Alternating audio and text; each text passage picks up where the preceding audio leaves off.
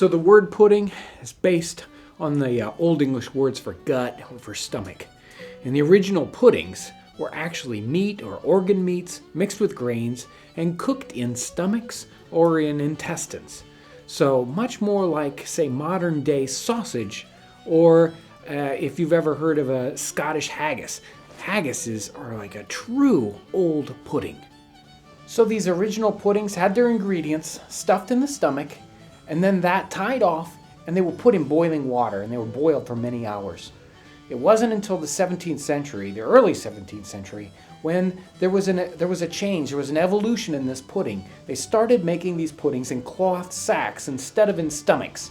And we started seeing the ingredients change a lot too. Some of the meats were taken out and more grains and some other things put in there. So we're starting to see an evolution in puddings, and puddings started to become very popular in the 17th and 18th century. Most of those puddings in the 18th century cookbooks call for 4 main ingredients. They called for flour, they called for milk, they called for eggs, and they called for some kind of fat. Usually suet is the one that's most often referred to in the cookbooks. Suet can be very hard to come by in the United States. It's not commonly used in cooking. So today we're going to substitute butter for the suet.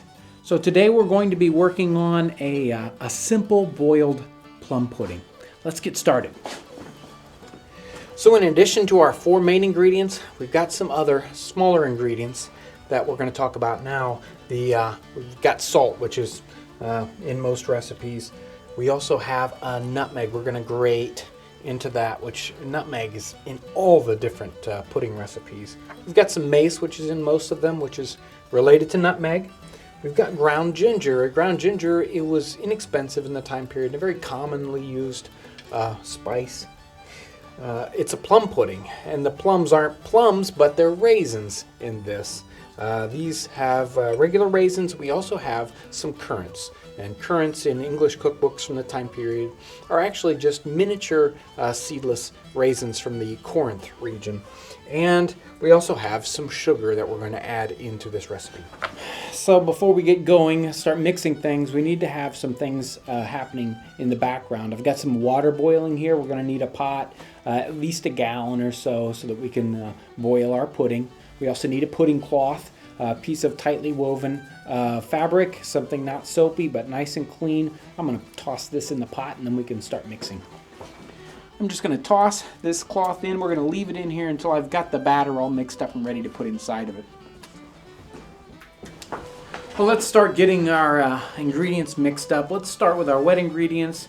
We need 2 eggs, and we don't want all of both of them. We want actually 1 whole egg and then just the yolk from the other one. This egg, let's separate out. We just want the yolk, so I'm going to split this open and separate it. There we are. So with our egg and a half here, we're going to add about 4 ounces of milk. And that should be about right. That's half a cup.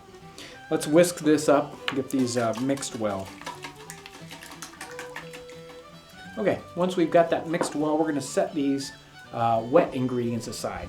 So for our dry ingredients, we need our mixing bowl. We're going to add about 4 ounces of flour, should be about a cup. And this is just plain rough ground wheat flour. We're going to add some salt, not any great quantity, a teaspoonful or so. We're also going to add our mace, again, about a teaspoonful.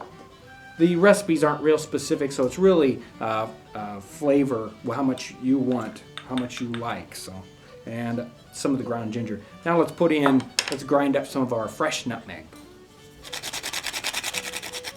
Okay, looks about right. And finally, we have about a tablespoon of sugar.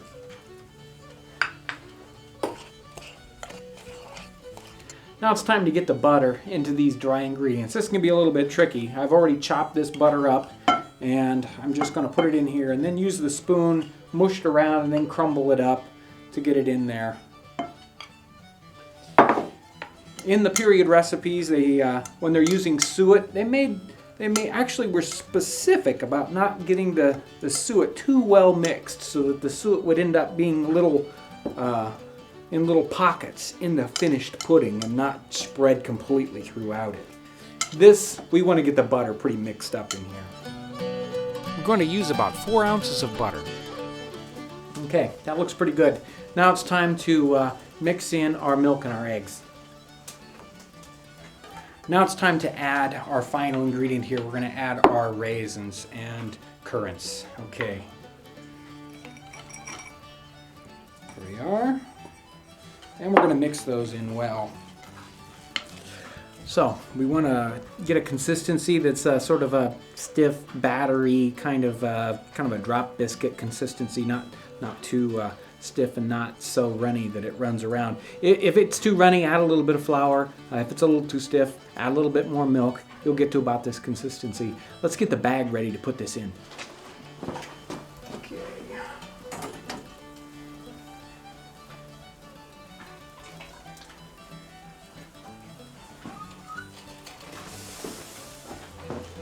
Now let's take our cloth. We just brought it out of the hot water. I'm going to be kind of careful if it's too hot.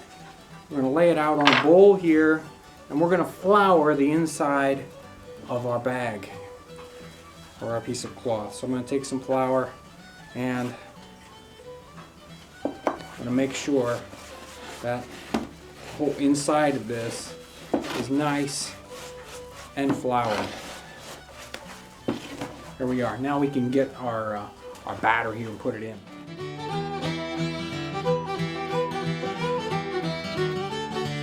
Now let's wrap it up.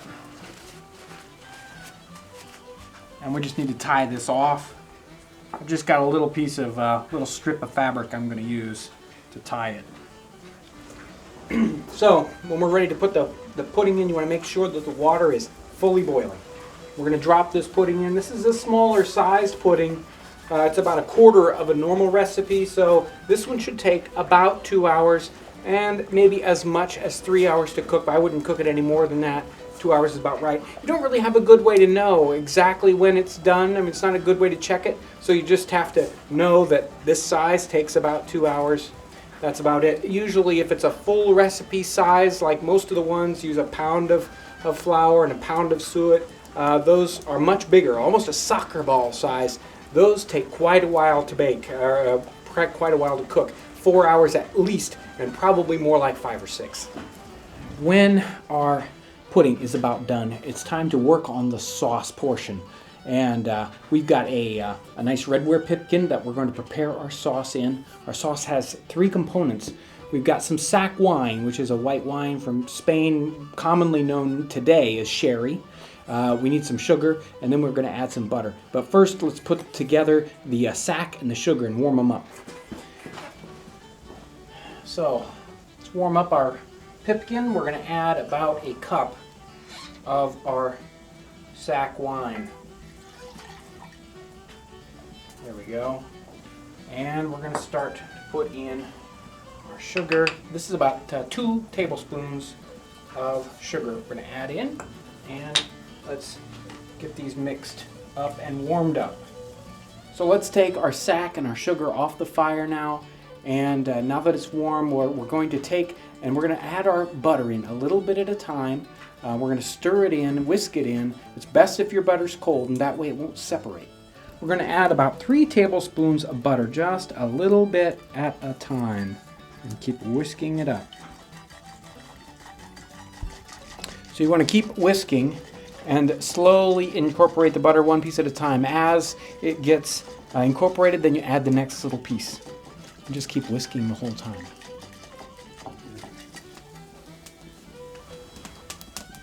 That's going to taste really good on this pudding. Our sauce, we're going to set that away from the fire so it doesn't heat up and separate. Let's get this pudding out.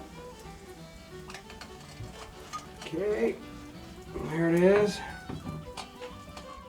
Okay, we're going to put this in cold water here just to cool it off. Now we can open it up.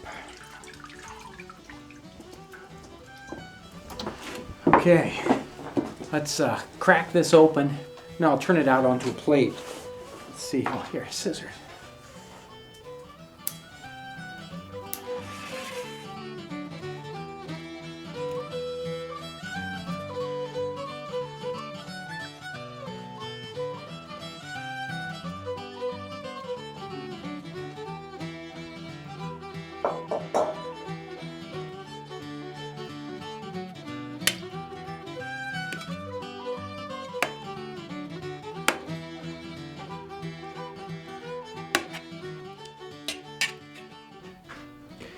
And now, a little sauce.